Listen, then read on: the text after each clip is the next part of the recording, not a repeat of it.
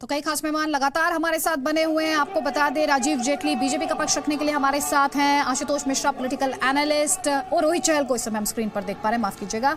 साथ ही सीपी जोशी साहब सीपी सिंह साहब हमारे साथ हैं, सीनियर जर्नलिस्ट हैं, और अजय उमत वो भी सीनियर जर्नलिस्ट हैं। लेकिन आशुतोष मिश्रा, एक चैलेंज।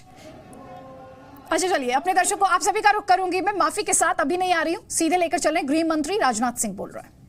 उद्धव जी ठाकरे, हमारे आरएलएसपी के राष्ट्रीय अध्यक्ष, एलजेपी के राष्ट्रीय अध्यक्ष आदरणीय रामविलास जी पासवान, हमारे भारतीय जनता पार्टी के पूर्व राष्ट्रीय अध्यक्ष आदरणीय नितिन भाई जी गडकरी, यहाँ के मुख्यमंत्री विजय रूपाणी जी, और यहाँ मौजूद मेरे सभी सम्मानित बहनों एवं भाइयों, न तो मैं गुजरात का मतदाता हूं, और आज यहाँ पर हमारे अमित भाई अपना नामांकन दाखिल करने जा रहे हैं। न तो उसका मैं प्रस्तावक हूं और न तो समर्थक हूं, फिर भी मैंने फैसला किया कि यदि अमित भाई शाह यदि अपना नामांकन दाखिल करने जा रहे हैं तो उस अवसर पर मैं निश्चित रूप से मौजूद रहूंगा, और इसीलिए आज मैं यहां पर मौजूद हूं। और इस अवसर पर मौजूद रहने का फैसला मैंने इसलिए किया कि मुझे याद है, आप सबको भी याद होगा कि 2014 में जब लोकसभा का चुनाव हुआ था, उस समय पार्टी का राष्ट्रीय अध्यक्ष मैं था, और हम लोग नरेंद्र भाई मोदी के नेतृत्व में इस देश में चुनाव लड़े थे। और आजाद भारत के इतिहास में पहली बार किसी गैर कांग्रेस राजनीतिक पार्टी को भारत की संसद में स्पष्ट बहुमत हासिल हुआ था, और भारतीय जनता पार्टी को भी स्पष्ट बहुमत हासिल होने के बावजूद हम लोगों ने सारे अपने सहयोगी दलों के साथ मिलजुल कर यह सरकार बनाई। इसलिए आज के अवसर पर मैं वही शुभकामनाएं देने के लिए यहां पर अमित भाई शाह के लिए आया हूं कि यह संसदीय निर्वाचन क्षेत्र, यहां से हमारे आदरणीय लाल कृष्ण आडवाणी चुनाव लड़ते रहे, लंबे समय तक उन्होंने अपना पार्टी का मार्गदर्शन किया है, एक कद्दावर नेता हैं, उनका उत्तराधिकार संभालने यदि कोई जा रहा है तो हमारे अमित भाई शाह उनका उत्तराधिकार संभालने जा रहे हैं। और मैं पूरी तरह से आश्वस्त हूं कि हमारी इस गुजरात की जनता, इस संसदीय निर्वाचन क्षेत्र की जनता हमारे अमित भाई शाह को अपना भरपूर आशीर्वाद देगी, ताकि वह रिकॉर्ड मतों से जीत कर वह भारत की संसद में पहुंचे। बहनों भाइयों, 5 वर्षों तक हम लोगों की सरकार चली है। मैं विस्तार में जाकर उसकी चर्चा नहीं करना चाहता कि हमारी सरकार ने क्या क्या काम किया है, लेकिन इस सच्चाई को कोई नकार नहीं सकता है कि आजाद भारत के इतिहास में किसी प्रधानमंत्री ने यानी करिश्माई काम करने का काम किया है तो प्रधानमंत्री का नाम है नरेंद्र भाई मोदी। आज के 5 साल पहले कोई यह कल्पना भी नहीं कर सकता था कि जो भारत दुनिया में गरीब देशों की कतार में खड़ा हुआ दिखाई देता था, लोग यह मानते थे कि यह तो बहुत कमजोर देश है, गरीब देश है, बेरोजगारों का देश है, यह धारणा बनी हुई थी। बहनों भाइयों, हम सबको सचमुच बधाई देनी चाहिए ऐसे प्रधानमंत्री को जिसने 5 वर्षों के अंदर एक ऐसा करिश्माई काम किया है कि आज भारत ही नहीं बल्कि विश्व का अर्थशास्त्री सच्चाई को स्वीकार करता है कि विश्व में सर्वाधिक तेजी से आगे बढ़ने वाली अर्थव्यवस्था यदि किसी देश की है तो हमारे और आपके देश या भारत की है। बहनों भाइयों, ये सभी सच्चाई को स्वीकार करते हैं।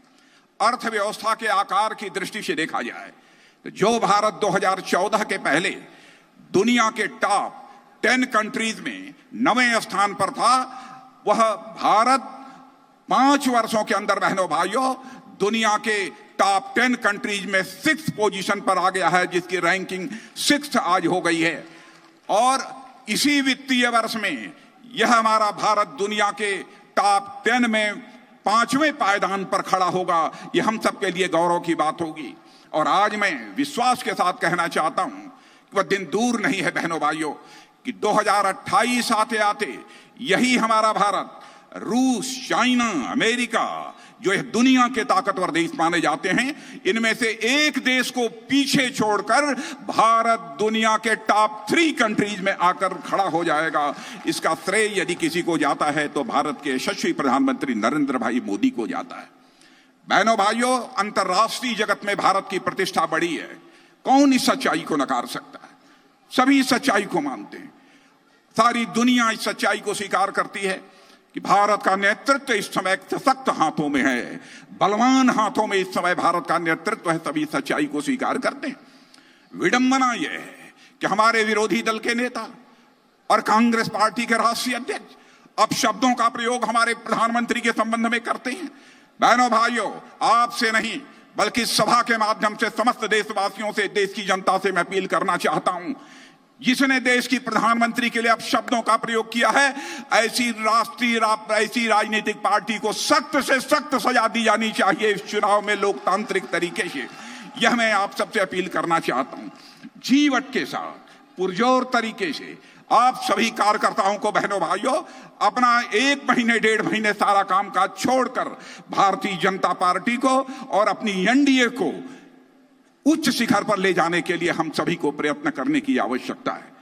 जिस प्रधानमंत्री ने ऐसी सरकार चलाई हो कि बहनों भाइयों, उसके पहले भी आपने कांग्रेस की सरकारों को देखा है, लेकिन 5 वर्षों में कोई भी मां का लाल, चाहे वह भारत का रहा हो अथवा दुनिया का रहा हो, उंगली उठाकर नहीं कह सकता है कि हमारे प्रधानमंत्री के दामन पर अथवा किसी मंत्री के दामन पर एक भी भ्रष्टाचार की दाग लगी हुई हो। और यह राहुल गांधी पार्टी के, कांग्रेस पार्टी के राष्ट्रीय अध्यक्ष, यह कहते हैं चौकीदार चोर है। बहनों भाइयों, मैं कहना चाहता हूं और नौजवानों, आपसे भी कहना चाहता हूं, डंके की चोट पर बोलो, चौकीदार चोर नहीं है बल्कि चौकीदार प्योर है। डंके की चोट पर बोलो कि चौकीदार चोर नहीं है बल्कि दोबारा पीएम बनना श्योर है। डंके की चोट पर बोलो कि भारत की समस्याओं का समाधान भी श्योर है। डंके की चोट पर बोलो, सारी समस्याओं का वही क्योर है। यह विश्वास लेकर हम सबको आगे बढ़ने की जरूरत है। जहां तक बहनों भाइयों, जो कुछ भी बालाकोट में हुआ है, सर्जिकल स्ट्राइक, उसको लेकर भी राजनीति की जा रही है, उसका राजनीतिकरण करने की कोशिश की जा रही है और कहा जा रहा है कि प्रधानमंत्री को इसका श्रेय क्यों दिया जाना चाहिए। मैं पूछना चाहता हूं कांग्रेस के लोगों से, भूल गए वो 1971 जबकि भारत और पाकिस्तान के बीच युद्ध हुआ था और भारत की बहादुर सेना ने अपने शौर्य और पराक्रम का परिचय देते हुए पाकिस्तान के 2 टुकड़े कर दिए थे। पाकिस्तान बन गया था और बांग्लादेश बन गया था। उस समय भारत की संसद में खड़े होकर हमारे नेता श्रद्धेय अटल बिहारी वाजपेयी जी ने इंदिरा गांधी की सराहना की थी और सारा हिंदुस्तान उस समय इंदिरा गांधी का जय जयकार कर रहा था, इंदिरा गांधी जिंदाबाद का नारा दे रहा था। यदि हमारे प्रधानमंत्री ने दृढ़ इच्छा शक्ति का परिचय देते हुए जो हमारे सीआरपीएफ के जवानों पर फिदायीन हमला करके 40-42 जवानों को मारा गया था, यदि उसका बदला लेने के लिए उन्होंने अपने दृढ़ इच्छा शक्ति का परिचय देकर जो काम किया है, बहनों भाइयों, तो हमारे प्रधानमंत्री का जयकारा क्यों नहीं होना चाहिए, उसकी सराहना क्यों नहीं होना चाहिए? इस सवाल का मैं आपसे जवाब पूछना चाहता हूं। और मैं आपसे यह भी कहना चाहता हूं बहनों भाइयों, जब भी हमारी सेना ने शौर्य और पराक्रम का परिचय दिया है, उसके लिए आवश्यक होता है कि इस लोकतांत्रिक व्यवस्था में जो राजनीतिक पार्टी सत्ता में है और जो सत्ता का मुखिया है, वह अपनी राजनीतिक इच्छा शक्ति का परिचय दे। 26/11/2008 का जो मुंबई का कांड हुआ था, उस समय कांग्रेस की सरकार थी और कुछ भी पाकिस्तान के खिलाफ उस समय नहीं कर पाए, जबकि बड़ी संख्या में लोग हमारे मुंबई में 26/11/2008 के आतंकवादी आक्रमण में मारे गए थे। कुछ नहीं किया।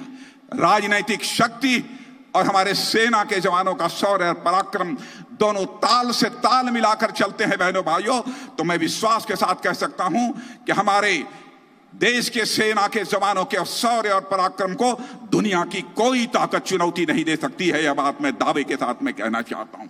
और यहां से लेकर वहां तक जितने भी आप सब खड़े हैं और यहां भी खड़े हैं, मैं सबसे अपील करना चाहता हूं कि हमारे सेना के जवानों ने अपने शौर्य और पराक्रम के आधार पर भारत का मस्तक सारी दुनिया में ऊंचा किया है। इसलिए आप लोगों के द्वारा भी एक बार हाथ उठाकर बहनों भाइयों अपने सेना के जवानों के शौर्य पराक्रम का अभिनंदन किया जाना चाहिए। आप सबसे भी कहना चाहता हूं, एक भी हाथ नीचे नहीं होना चाहिए, तालियां बजाकर उनका अभिनंदन किया जाना चाहिए। मित्रों, यह मैं आप सबसे अपील करना चाहता हूं। और आज के अवसर पर इससे ज्यादा कुछ न कहते हुए मैं अंतिम अपील आप लोगों से यही करूंगा कि आदरणीय अमित भाई शाह ने करिश्माई काम इन्होंने भी संगठन में किया है। मैं जानता हूं 5.5 वर्षों तक मैंने भी संगठन चलाया है, लेकिन जो काम मैं नहीं कर पाया सचमुच वह अमित भाई शाह ने अपने 4.5 वर्षों के कार्यकाल में करके दिखाया है।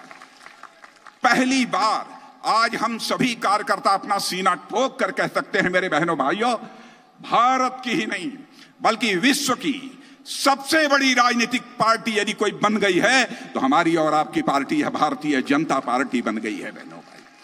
और भारतीय जनता पार्टी अपने सहयोगियों को साथ लेकर चलती है बहनों भाइयों। हमारे लिए अलायंस, हमारे लिए गठबंधन या कंपल्सन नहीं है, बल्कि गठबंधन हमारा कमिटमेंट है, हमारी प्रतिबद्धता है। हम अपने सारे सहयोगियों के साथ कंधे से कंधा मिलाकर आगे बढ़ेंगे बहनों भाइयों। इसलिए आप सबसे मैं निवेदन करना चाहता हूं, पूरी ताकत लगाइए और हमारे अमित भाई शाह जो यहां से संसदीय निर्वाचन क्षेत्र के प्रत्याशी हुए हैं, उन्हें भारी मतों से जिताकर भारत की संसद में भेजिए। इन्हीं शब्दों के साथ अमित भाई शाह को अपनी तरफ से हार्दिक शुभकामनाएं देते हुए अपना निवेदन समाप्त कर